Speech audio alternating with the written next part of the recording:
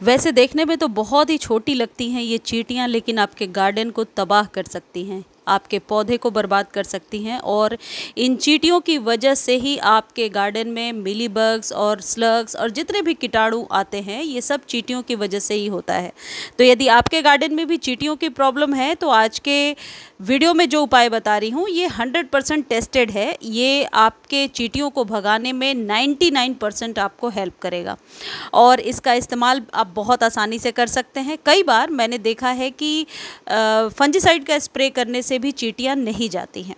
अब चलिए ये जानते हैं कि चींटियाँ लगती क्यों हैं हमारे गार्डन में। देखिए, जैसे ये पौधे की सॉइल आपको दिख रही है, इस पौधे की सॉइल काफ़ी ड्राई है। जब पौधे की सॉइल गीली रहती है, ओवर मॉइस्चर लिए हुए होती है, या कई बार आप यूँ कह सकते हैं कि धूप कम मिलता है आपके सॉइल को, तो ऐसे में चींटियाँ पनपने लगती हैं। और गर्मियों में खास करके ये जो चींटियाँ हैं ये धीरे धीरे ठंडक की वजह से आपके पौधे के आसपास चिपकती हैं, फिर धीरे धीरे पेड़ पर चढ़ती हैं और यही कैरी फॉरवर्ड करती हैं मिलीबग्स के अंडे को, और आपके पौधे पर धीरे धीरे मिलीबग्स का अटैक हो जाता है। इन चींटियों से छुटकारा पाने के लिए वैसे तो बहुत सारे उपाय मैंने पहले भी बता रखे हैं, लेकिन आज जो उपाय बता रही हूँ ये सभी आप अपने फूलों वाले पौधों पर कर सकते हैं। और जो लीफी प्लांट्स हैं उनको किस तरीके से इस चीज़ का इस्तेमाल करना है वो भी वीडियो में आगे बता रही हूँ।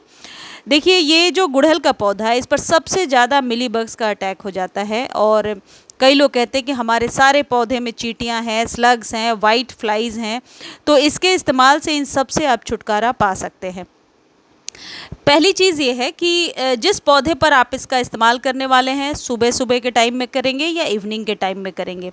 यदि आपके पौधे की सॉइल बहुत ज़्यादा गीली रहती है तो फिर इससे जल्दी निजात आप नहीं पा सकते और बार बार आपके पौधे पर चींटियों का अटैक होगा। तो पौधे की सॉइल की गुड़ाई करते रहेंगे, हर वीक कीजिए, 10 दिनों पे कीजिए, गुड़ाई कीजिए ताकि मिट्टी भुरभुरी बनी रहे। और जो पौधा है ये प्रॉपर सनलाइट में होना चाहिए। यदि फ्लावरिंग प्लांट है, खासकर गुड़हल में चींटियाँ बहुत ज़्यादा लग जाती हैं, तो इसे आप प्रॉपर सनलाइट में रखिए, पूरे दिन के सनलाइट में रखिए और पौधे की मिट्टी को उलट पलट करते रहेंगे तो अंदर तक धूप लेने में जो है सॉइल को हेल्प मिल जाएगा।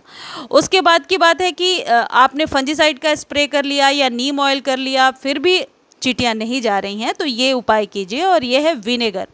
विनेगर यानी सिरका सभी के घरों में उपलब्ध होता है, कोई भी सिरका ले सकते हैं।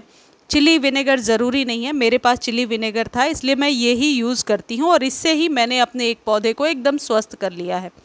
तो ये जो विनेगर होता है इसकी जो आप कह सकते हैं नेचर है, ये एसिडिक होता है। तो ये आपके पौधे पर ज़्यादा फ्लावर लेने में भी हेल्प करता है। यदि एसिडिक सॉइल जिस पौधे को पसंद है उस पर यदि आप इसका छिड़काव करते हैं तो आप देखेंगे कि पत्तियाँ तो लश ग्रीन होंगी, साथ ही साथ पौधे पर आप फ्लावरिंग भी बहुत अच्छी ले पाएंगे। अब आपको करना क्या है और क्वांटिटी कितनी लेनी है ये ध्यान से आप सुन लीजिए, क्योंकि गर्मियों में सिरके का ओवरडोज आपके पौधे को ख़राब कर सकता है। देखिए, मैंने इतनी छोटी शीशी में एक छोटा स्पून मिलाया है।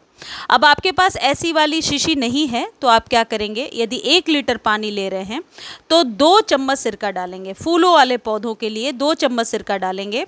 आप आधे से स्प्रे कर दीजिए और आधे को जड़ों में डाल दीजिए। इसे रिपीट कब करना है, कम से कम 15 डेज़ के बाद।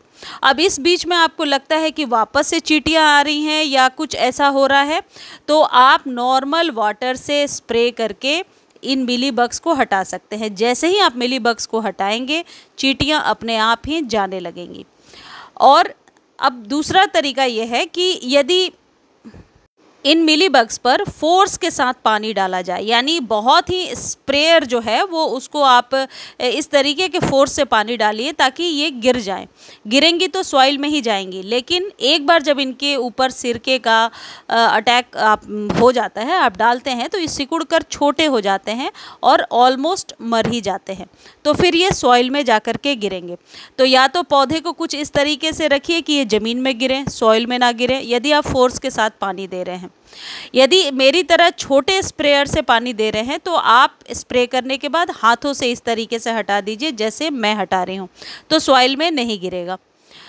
अब मान लीजिए कि आपके पास स्प्रेयर भी नहीं है और कुछ भी नहीं है, तो आप ये कर सकते हैं कि जो कोल्ड ड्रिंक की बॉटल होती है उसमें आप एक होल बना लीजिए और उससे फोर्स के साथ आप इस पर डाल सकते हैं। ज़रूरी नहीं है कि स्प्रे बॉटल से ही डालना है, इसका घरेलू आप जुगाड़ कर सकते हैं।